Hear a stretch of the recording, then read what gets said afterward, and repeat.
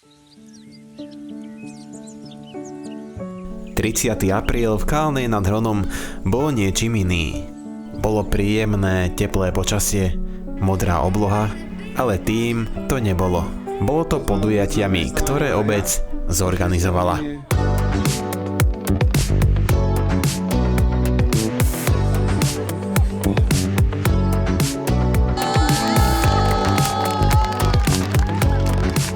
Budúci víťaz. Ale v prvom živote. Beh oslobodenia je tradičné podujatie, kde si prišli na svoje malí, veľkí, ale aj dospelí. 1, 2, 3.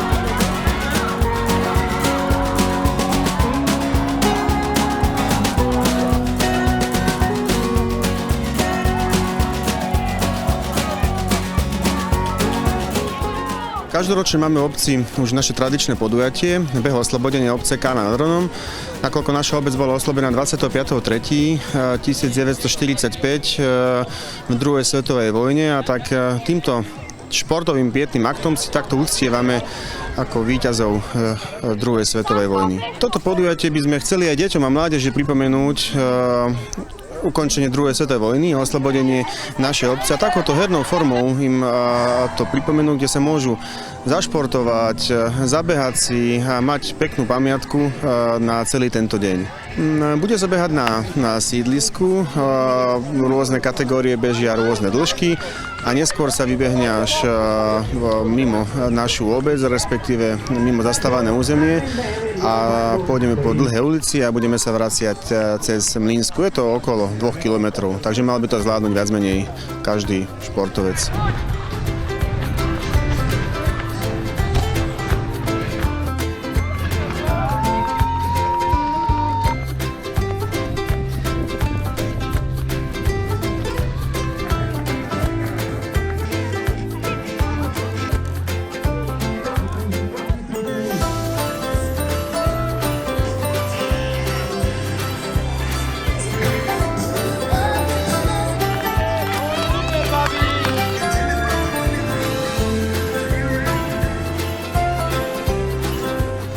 Kedysi toto bolo tradíciou v našej obci, ale nejako sa upustilo od tejto tradície a toto sme obnovili prvýkrát v roku 2010 a odtedy je to už tradíciou v našej obci opäť. Tak to som veľmi vďačný, lebo vždy to stojí na ľuďoch a máme našťastie veľa pomocníkov, ktorí nám prídu pomôcť zorganizovať toto, a hlavne aj nás teší účasť materskej škôlky.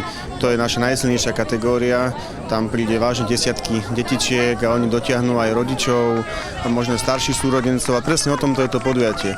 Aby sa stretli ľudia, porozprávali, zašportovali a trošku mali možno aj v pamäti víťazstvo našej obce nad fašizmom, aké ťažké to bolo, a sme veľmi radi, že toto môžeme organizovať, a odmenou sú pre nás úsmevy a šťastné detičky na konci v cieli, potom keď odchádzajú domov a môžu si odniesť aj nejakú pamiatku, nejaké vecné ceny, ale aj krásny zážitok. Takže to je pre nás skutočne veľký úspech.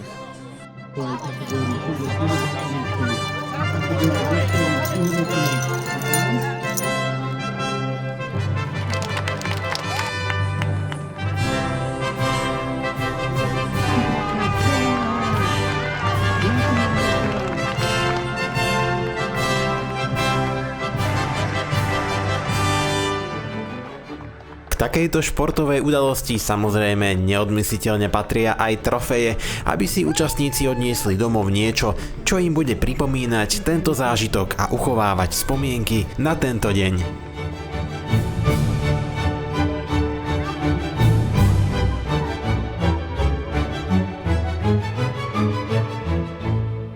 A my sa presunieme o niekoľko ulic ďalej.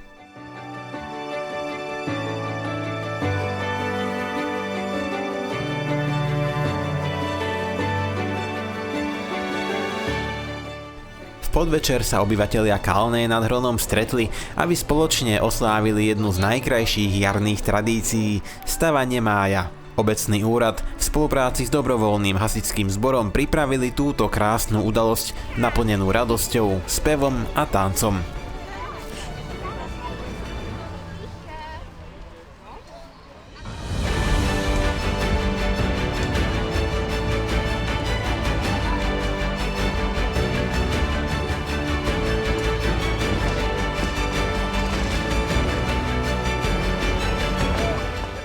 Táto tradícia, ktorá siaha hlboko do našej histórie, symbolizuje príchod jary a obnovu prírody. Je to už veľmi dlhá tradícia, ja som tu už 42. rok a čo sa pamätám, tak keď sa dalo vždy hasiči stávali. Akurát keď prišiel prevrat, tak to začal ako organizovať obecný úrad, ale po niekoľkých rokoch sme sa vrátili k tradícii, že hasiči stávajú máj. A zároveň potom sa robí aj majáles.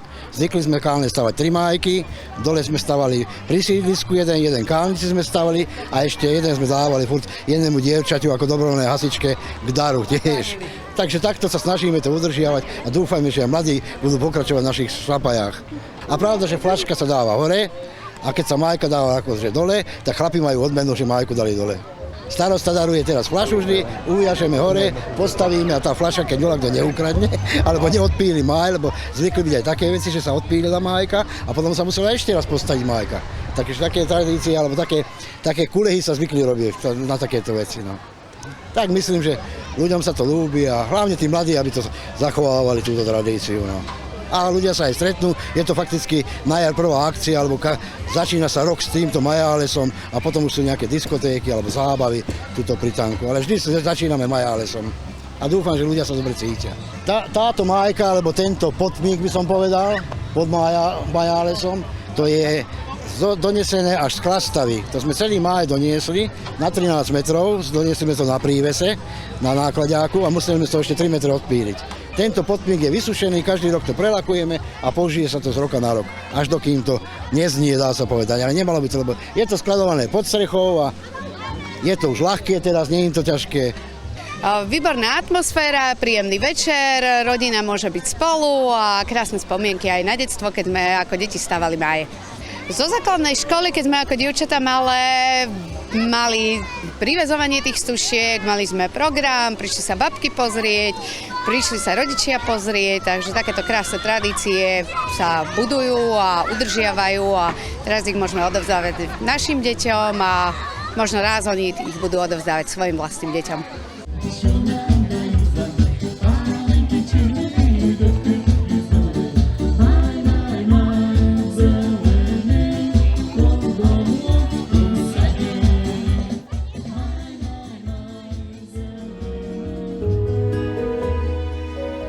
Toto bol utorok 30. apríla v Kálnej nad Hronom. Aj tento deň vložil svoj otlačok do pomyselných stránok histórie tejto obce.